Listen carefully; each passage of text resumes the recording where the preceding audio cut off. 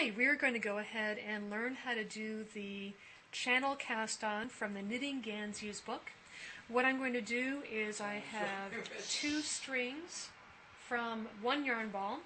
One is coming from the middle, one is coming from the outside, so I have two from one yarn ball. The other yarn ball is just giving me a single strand. I am going to start with all of these three strands about 6 to 8 inches so that I can weave them in later on. Two, I'm going to go ahead and use to tie a slip knot, as such. One, I'm going to have loose. The slip knot is going to go around my needle and snug up. The single yarn is just going to be held by my hand. One of the things that I do is I use my hand to hold all those three strings to get them the heck out of the way, because those ends get kind of confusing.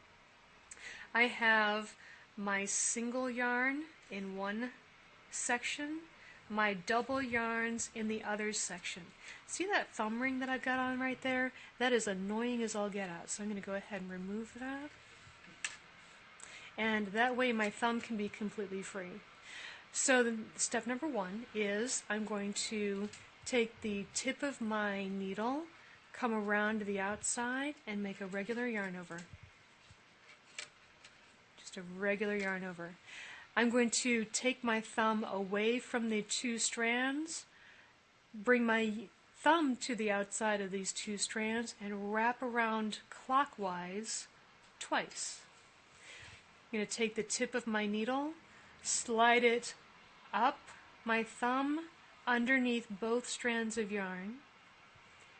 I'm going to pick up this yarn, come down along my thumb, and pull. And if I'm living right, then when I go ahead and pull, that will snug up correctly into kind of this picot edge for my stitch.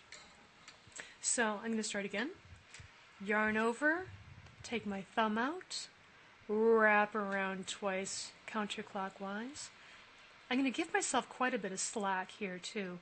My needle tip is going to actually do just a regular knit stitch.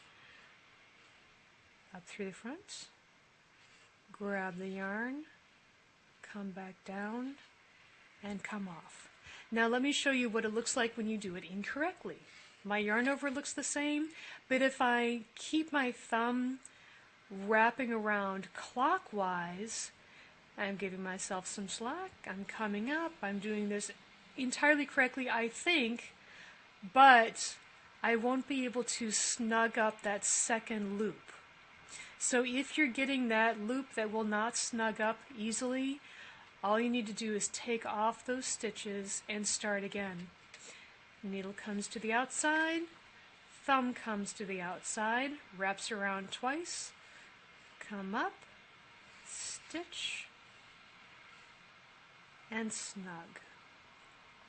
Each time I make one round of this stitch work for this cast on, I'm actually creating 2 stitches.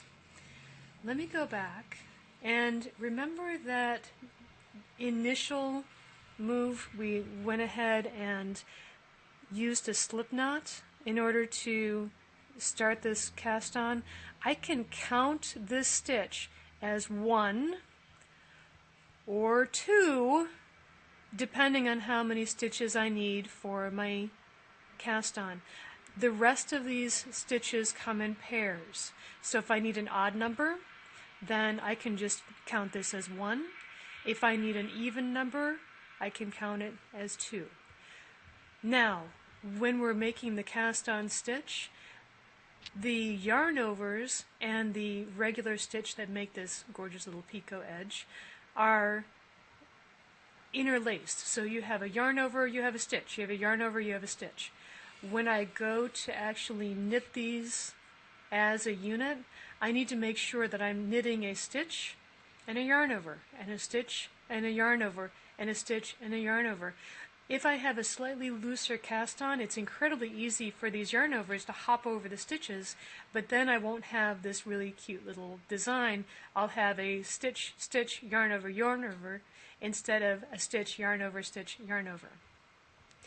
When you are completed with your cast on, then you get to choose which threads you're going to cut, because you just need one working end. You can go ahead and cut the doubles as long as you still have the single attached to your yarn ball.